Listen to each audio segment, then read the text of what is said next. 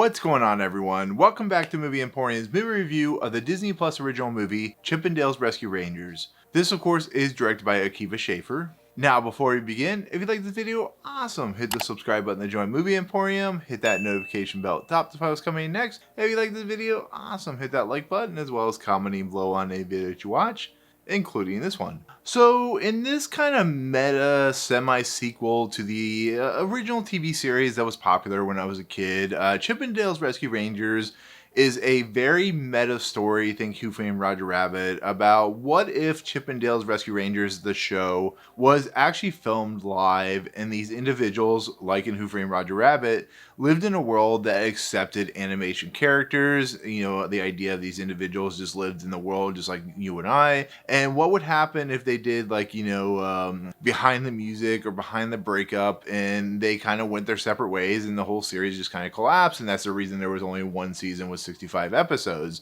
So in essence, this story is the kidnapping of Monterey Jack, who loves cheese, and basically Chip and Dale, who are voiced by Andy Samberg and of course John Mulaney, have to find out what happened to him, which leads to this big conspiracy that involves a popular, you know, Disney cartoon character, and it becomes just this kind of adventure that you've seen in other movies before, but done with, you know, the idea of like adding characters from around the Disney universe, adding characters from other universes, and just kind of exploring this world that is, like I said, once again, very similar to Who Framed Roger Rabbit, but it is a detective story. KiKi Layne comes in as one of the real life characters. There's a like a sergeant who looks like Gumby, who of course is voiced by J.K. Simmons, and it becomes just an adventure about what it is like to be part of a popular show, be part of a popular friendship, and the kind of lengths individuals like Chip and Dale go to kind of reconcile the things that they've had problems with. So that's kind of like the nuts and bolts. It's a detective story about individuals who've not seen each other for a while, who live separately different lives, and basically is once again like, you know, a very new generational look into a world where, like I said, animation characters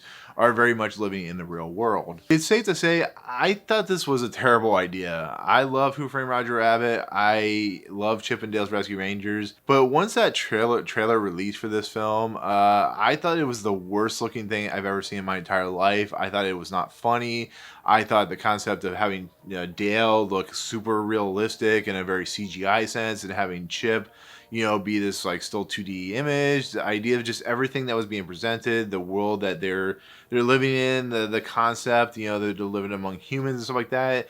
It's been done, and it's been done better in a lot of aspects. So I expected nothing out of this. I wasn't even going to review this film. I just thought this was going to be an abomination. But the thing about Akiva Schaffer is he's a competent director. He has done some really interesting, fun movies. I did think the idea of having Andy Samberg and John Mulaney as Chip and Dale was a little off-putting, a little weird. But they brought back like Tress MacNeille to play Gidget, and they some reason had Dennis Haysbert playing Zipper, voicing Zipper, and they had Eric Bana, who actually does a pretty nice job as of course Monterey Jack. The thing about this movie that I wasn't expecting is the reviews for it, and the reviews are actually extremely positive.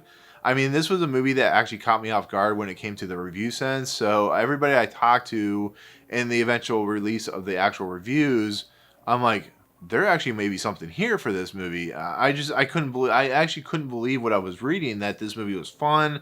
It was very nostalgic. It did something that was very unique. It was going places that hasn't been done in several decades when it comes to bringing in certain characters. So, you know what? For the benefit of the doubt, my love for Chip 'n Dale's Rescue Rangers, I'm going to give this a shot. I'm going to watch this. I started watching it at 3 o'clock in the morning when it released. I had to go to work, and then I finally finished it. And as I said in my tweet, this movie is one of those movies that really took me by surprise, to be fairly honest. And when I say it took me by surprise, is this movie took my disdain for what I thought this movie was going to be and completely 180 this movie. This movie is absolutely riveting. Not riveting, but it's enjoyable. It's fantastic. Everybody in this movie is having fun. They take the idea of like this world where animation characters and CGI characters and live action real people live, and it absolutely works. There's a heart to this movie. There is emotion to this movie.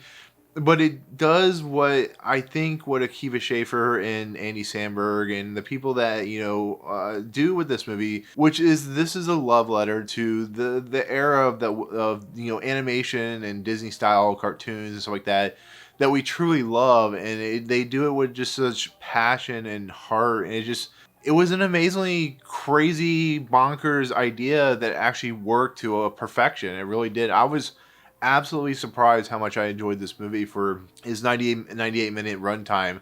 There are jokes, there are uses of characters that are not even in the Disney universe that I absolutely was riveting with laughter. I was bawling my eyes out with just how funny it really was. There are jokes and ideas in this movie that are very relevant to some things that happen with certain characters in certain movies, and I can't believe they got away with it. I can't believe Disney spent the money. They had to spend a lot of money for some of the characters that show up in this movie, because there's no way these characters would be allowed in a movie. This is Who Framed Roger Rabbit all over again, where they're bringing in characters from different genres, from different universes. Like there are DC characters, there are Paramount, Sega characters, there are things that are being joked upon about Warner Brother Lego characters. It's just they make fun of not only the characters around them in the different universes, but they make fun of themselves. They make fun of Flounder and Lumiere, and they make fun of like I said, other Disney characters, which I won't spoil because it actually would spoil the actual synopsis of the movie.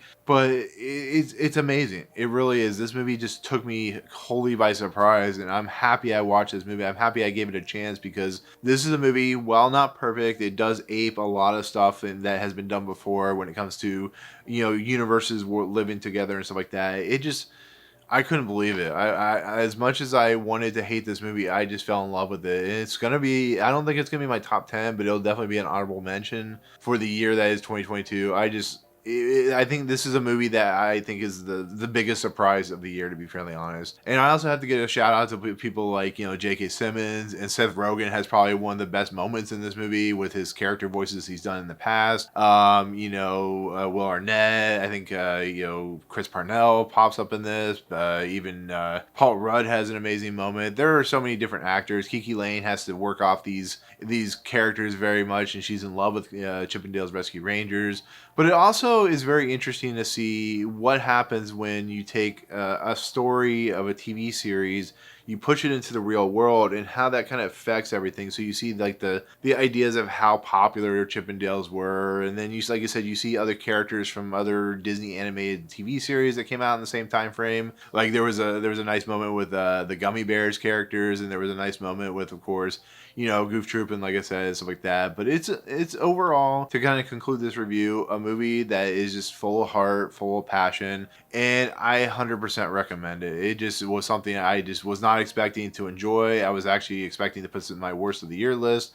But just on the faith alone, just asking the audience to just go with the story, just seeing how the chemistry between John Mulaney and Andy Samberg just really works, and they have really funny moments in when they took over for Jimmy Kimmel, which I thought was a lot of fun. But overall, highly recommended. Definitely give it a shot. It is definitely fun for kids. It's definitely fun for myself, like adults my age who remember these shows. It's a love letter to those Disney animated series. So what can I say? It's definitely a great film. So anyways, with that said, that'll do it. That'll be my take on Chippendale's Rescue Rangers, which is now on Disney Plus. Wish it actually could have been in the theater. That would have been kind of nice as well. So anyways, comments below. Are you looking forward to this movie? Have you seen this movie? What do you think overall? Let me know in the comments. Also, let me know what your favorite Disney animated show was back in the 90s. Was it Chippendales? Was it Tailspin? Let me know. Otherwise, if you like what you see on this channel, awesome. Hit the subscribe button to join Movie Emporium. Hit that notification bell top to find what's coming next. If you like this video, awesome. Hit that like button, and we'll see you guys on the next video. Peace out.